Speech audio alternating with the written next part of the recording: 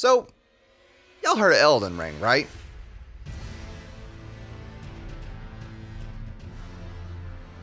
Yeah, of course you have. And if you haven't, well then hey, congratulations on crossing dimensions.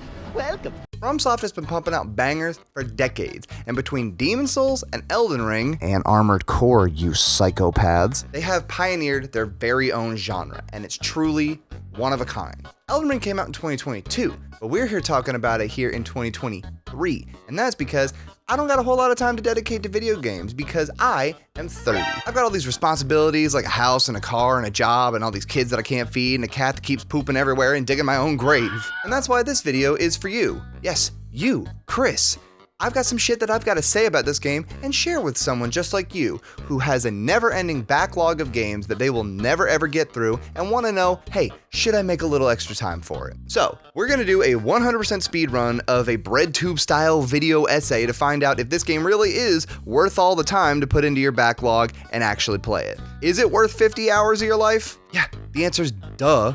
But we need to go over why, and we need to do it quick because we don't have time. Stop wasting time!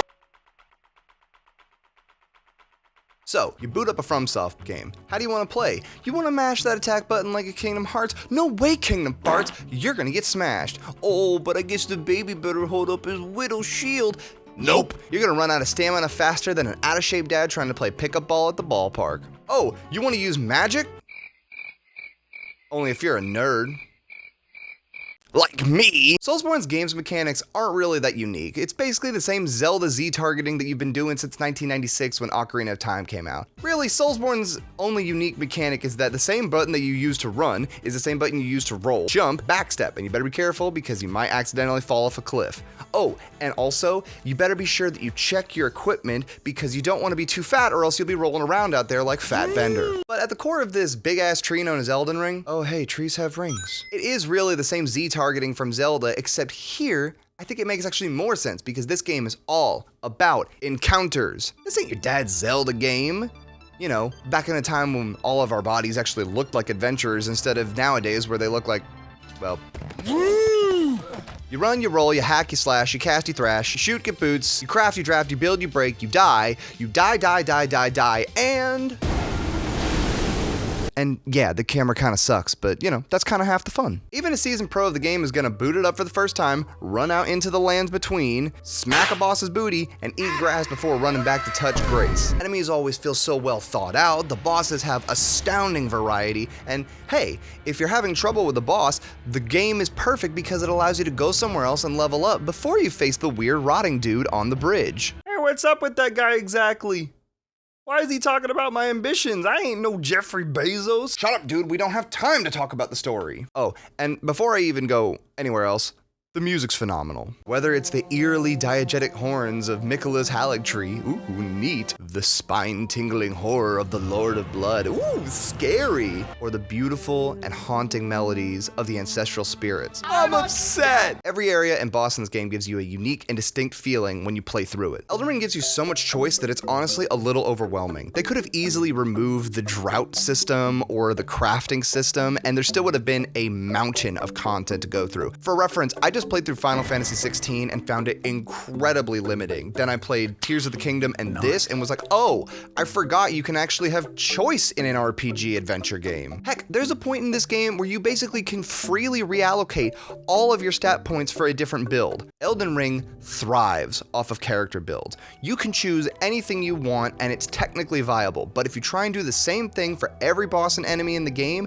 you're likely gonna be, well, the game almost requires you, nay, it begs you to use all of its different weapons and ashes of war and weapon arts and droughts and things like that. All this is to say that if you don't have a whole lot of time to play, it really just does come down to planning and figuring out what type of weapon works for you in the moment. And while sitting down and trying to figure out what weapon works for you before you go into a fight feels a little bit like doing your taxes, it can be a huge boon to preventing you from getting lost or feeling like you don't know what you're doing. You know what can get you stuck, unlike weapon arts? Not knowing where to go. Soulsborne stories are unique in that they don't really tell you the story. You kind of just have to go out there and explore it.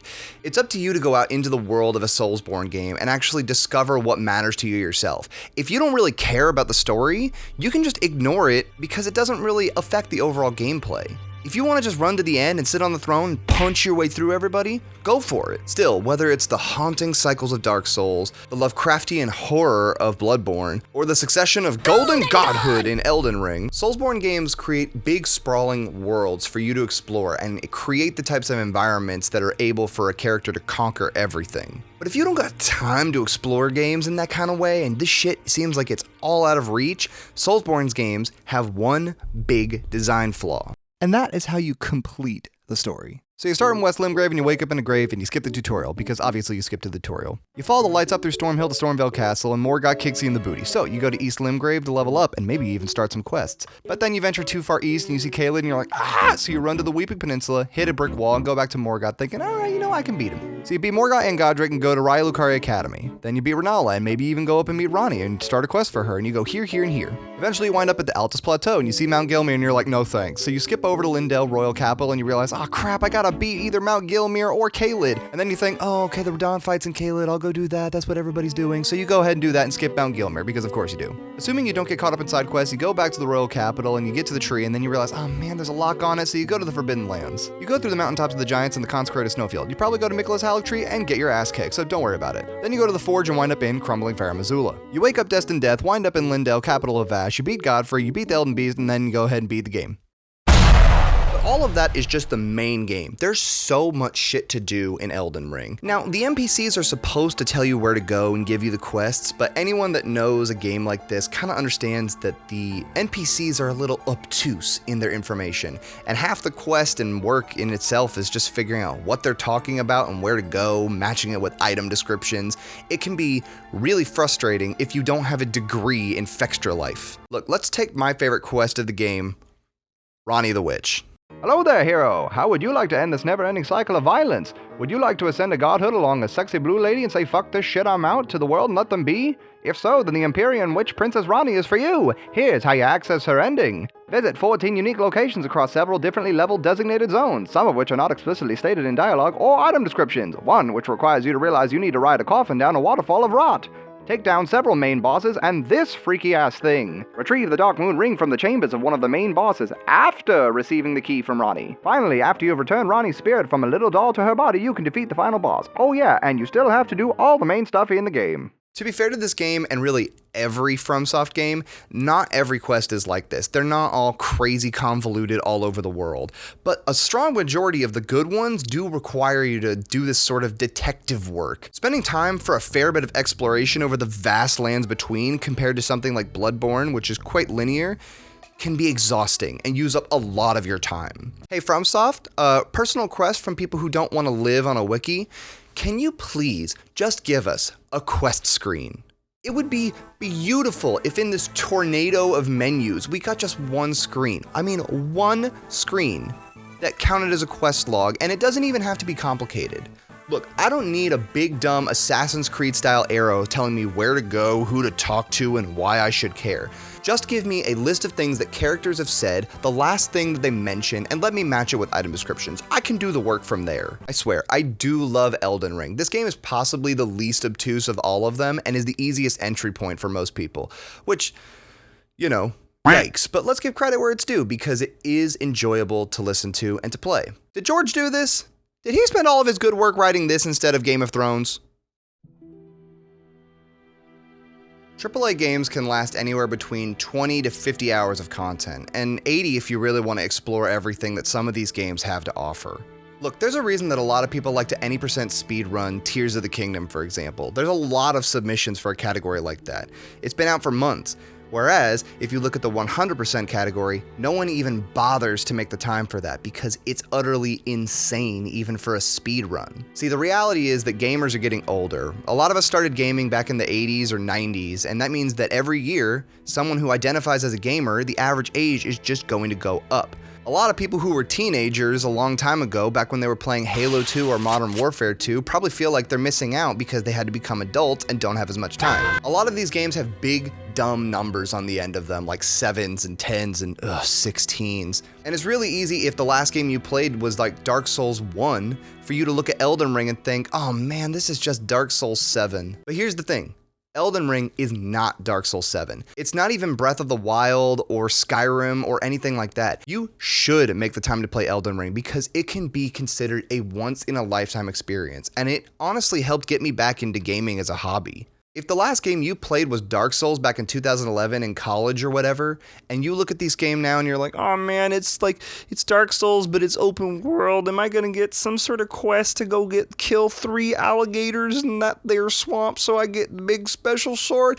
It's not even worth my time. Look, the story, just like any Soulsborne game, is kind of bonkers. And yes, the gameplay, as always, is brutal. But trust me, just go use a wiki. I know it sounds lame. Go do it though. Just go pick a weapon, some armor, use the wiki to give you some general background, pick a direction, and have some fun. If you do use the wiki and follow that, this may be the most worthwhile game that you play in forever. On my patented, oh my god, my baby has a stinky diaper because there's poo in it, but I have to beat this boss. Should I spend the time beating the boss or should I go help my baby? Scale of, is this game worth it? I give Elden Ring 10 poopy diapers out of 10. Let that shit sit. Oh my god, I'm just kidding. Please go change your baby. I don't want him to get a rash. Please, I'm begging you. Go change your baby. And thank you for watching this video. Please comment down below what build you used and if you really liked it, or if you haven't played this game and you are going to play this game, tell me what build you're gonna do. Are you gonna do the Guts build, the Berserker build? That'd be pretty cool, because you are gonna play this game. Right? Oh yeah, before I forget, Ronnie is Bay and the Frenzied Flame ending is super cool, and speedrun complete.